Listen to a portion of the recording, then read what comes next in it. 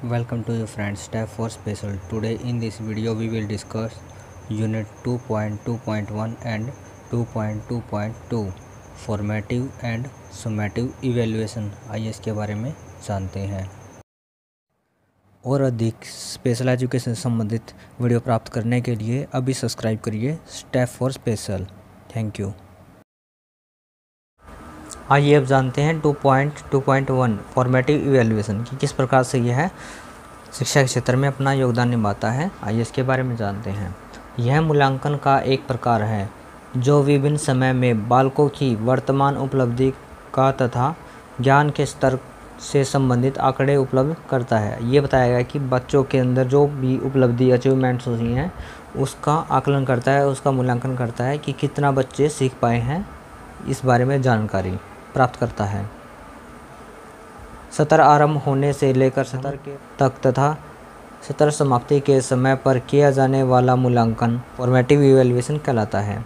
कि जो भी ईयर स्टार्ट होने में, ईयर स्टार्ट का मतलब है कि मार्च से लेकर अप्रैल तक का जो भी सेशन चला है उसके अंदर जो भी बच्चों को करवाया गया है उसका पूरा मूल्यांकन करने के लिए, उसकी जांच करने के लिए जो भी टेस्ट वगैरह किए जाते हैं वही मूल्यांकन होता है। अब इसके अंदर किस प्रकार की प्रक्रिया अपनाई जाती है आइए जानते हैं।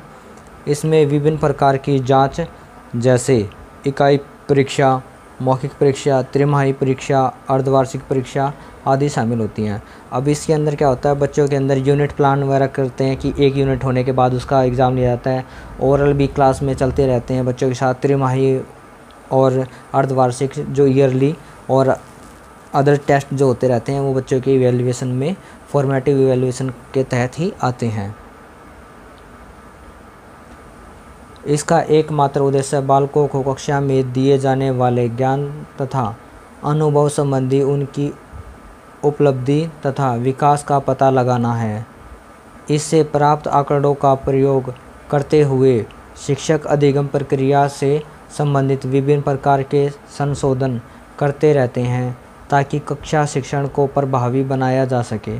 अब यहाँ पर बताया गया है कि जब बच्चों का इवैल्यूएशन करते हैं उसके अंदर अनेक प्रकार के संशोधन करते रहते हैं ताकि जो बच्चों का इवैल्यूएशन है उसको और भी प्रभावी और अच्छा बनाया जा सके, जिससे बच्चों के बारे में मूल्यांकन अच्छे से हो सके। ये यहाँ पर फॉर्मेटिव इवैल्यूएशन के तहत आता है। आगे दिया गया है समेटिव इवैल्यूएशन। आइए इसके बारे में जानते हैं। इस मूल्यांकन के दूसरे स्वरूप में मूल्यांकन समाप्ति के बाद छात्र की उपलब्धि की जांच एवं परिमाण आधारित निष्कर्ष शामिल होते हैं। इसका मुख्य उद्देश्य छात्रों को पदोन्नति देना है। अब इसमें बताया गया है कि जो बच्चे के मूल्यांकन में स्तर के समाप्ति के बाद भी जो मूल्यांकन किए जाते हैं वो इसके अंदर आते हैं। और इसके अंदर क्या होता है, बच्चे को पदोन्नति मतलब होता है कि नेक्स्ट क्लास के लिए प्रमोट करना, ये यहाँ पर बताया गया है। आइए आगे जानते हैं। तथा वर्ग व्यवस्था कायम करना है, अर्थात मूल्यांकन के पश्चात छात्र द्वारा प्राप्त अंक उसकी अगली कक्षा में जाना एवं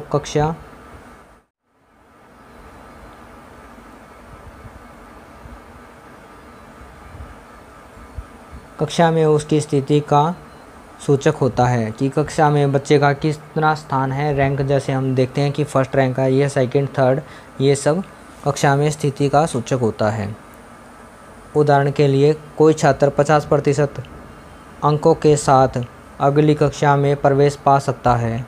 साथ ही इतने ही अंकों के साथ छात्र अगली कक्षा में सबसे नीचे स्थान पर रह जाता है। छात्रों के द्वारा प्राप्त विभिन्न अंकों के प्रतिशत को अलग अलग समूहों में बांटना तथा प्रत्येक समूह के लिए विभिन्न पढ़ाना मूल्यांकन के द्वारा संभव होता है।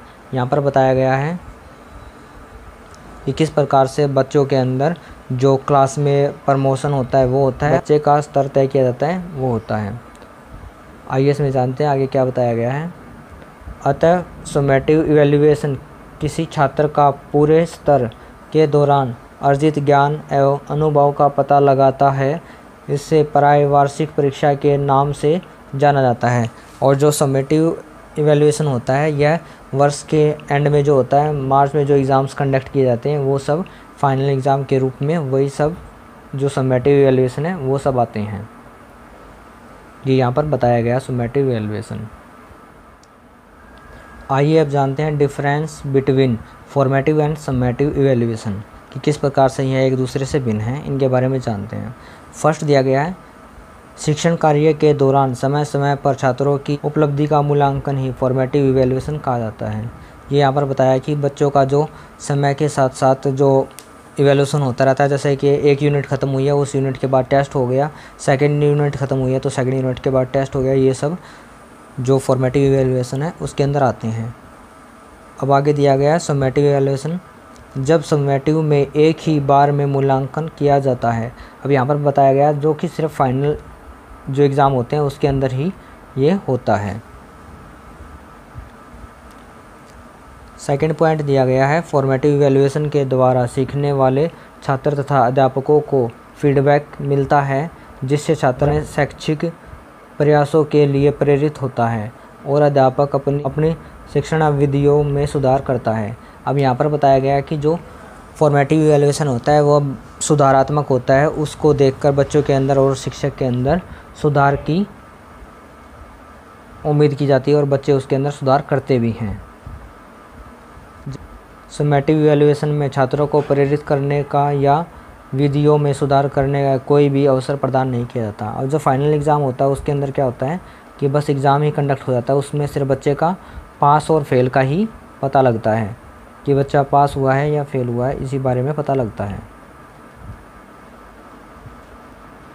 आगे दिया गया है फॉर्मेटिव इवैल्यूएशन अल्पकालीन निर्धारणों को लेने में सहायक होता है, जबकि सम्मेटिव इवैल्यूएशन में दीर्घकालीन निर्णय लेने में सहायक होता है। जो फॉर्मेटिव इवैल्यूएशन है उसका बताया अल्पकालीन मतलब थोड़े समय के बाद ही नेक्स्ट हम टेस्ट ले सकते हैं, बच्चों का इवैल्यूएशन कर सकते हैं, जबकि जो सम्मेटिव इवैल्यूएशन है यह होता है दीर्घकालीन मतलब पूरे साल के बाद में जो होता है उसको बोलते हैं सम्मेटिव इवैल्यूएशन। आगे इसका ऑप्शन दिया गया फोर्थ, फॉर्मेटिव इवैल्यूएशन के अंतर्गत शिक्षक अथवा मूल्यांकनकर्ता शैक्षिक कार्यक्रम के प्रत्येक अंग, शिक्षण विधि, पाठ्यक्रम, शिक्षण तकनीक, शिक्षण सामग्री आदि का मूल्यांकन करने के साथ उनके निर्णय में सक्रिय भूमिका निभाता है। अब यहाँ पर बताया गया है कि जो फॉर्मेटिव इवैल्यूएशन है उसके अंदर जो भी उसका टीचर होगा, ऑब्जर्वर होगा, वो बच्चे की हेल्प करेगा और वो उसको अच्छा करने के लिए प्रमोट करेगा और उत्साहित करेगा। जबकि सम्मेटिव इवैल्यूएशन में शैक्षिक कार्यक्रम के निर्णय में कार्य नहीं करता है, बल्कि उसके प्रतिफल रूप में छात्र उपलब्धि का मूल्यांकन करता है। अब यहाँ पर बताया गया है कि जो सम्मेटिव इवैल्यूएशन है उसके अंदर शिक्षक किसी भी प्रकार से बच्चे की हेल्प नहीं करता, वह बच्चे का मूल्यांकन करता है और छात्र की उपलब्धि का मूल्यांकन करता है, यहाँ पर बताया गया है।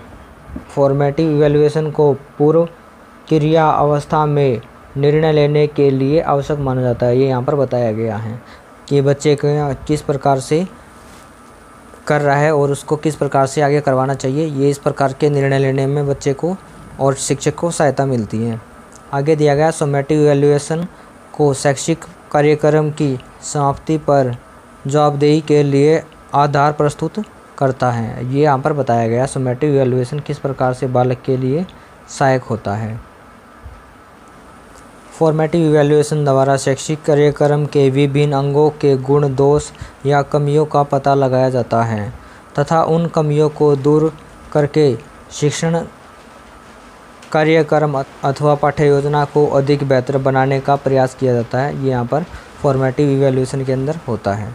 आगे दिया गया सम्मेटिव इवैल्यूएशन, जब सम्मेटिव इवैल्यूएशन के द्वारा प्राप्त उपलब्धि परिणाम के आधार पर छात्रों में अंतर किया जाता है, अर्थात उनकी योग्यता तथा गुणवत्ता के आधार पर समूह में उनकी सापेक्षिक स्थिति निर्धारित की जाती है। यहाँ पर बताया गया कि जो सम्मेटिव इवैल्यूएशन है उसके द्वारा बच्चों के अंदर किस प्रकार से अंतर और उनकी योग्यता के आधार पर उनका कक्षा में स्थान निश्चित किया जाता है। ये सम्मेटिव इवैल्यूएशन के द्वारा ही होता है। यह बच्चों के अंदर किसी प्रकार की गुणवत्ता के बारे में विकास नहीं करता, यह डायरेक्ट उनका मूल्यांकन करता है कि बच्चे के अंदर कितना सीख पाया है। अब यहाँ पर हम समझ सकते हैं जो फॉर्मेटिव इवैल्यूएशन होता है ये साल के बीच में और साल के साथ साथ चलता रहता है। इसके अंदर सुधार के जो चरण हैं वो साथ साथ में चलते रहते हैं। आगे दिया गया समेटिव इवैल्यूएशन में हम समझ सकते हैं कि यह साल के लास्ट में होता है और इसमें किसी भी प्रकार के कोई भी सुधार की गुंजाइश नहीं होती। इसमें डायरेक्ट रिजल्ट आता है, बच्चा पास या फेल इस प्रकार के बारे में इसके अंदर पता लगता है। ये सब जो फॉर्मेटिव और समेटिव इवैल्यूएशन है ये उसके सब डिफरेंस दिए गए थे। इनको देखकर हम इसके बारे में समझ सकते हैं कि किस प्रकार से ये दोनों एक दूसरे से भिन्न हैं। ये यहाँ पर हम समझ सकते हैं।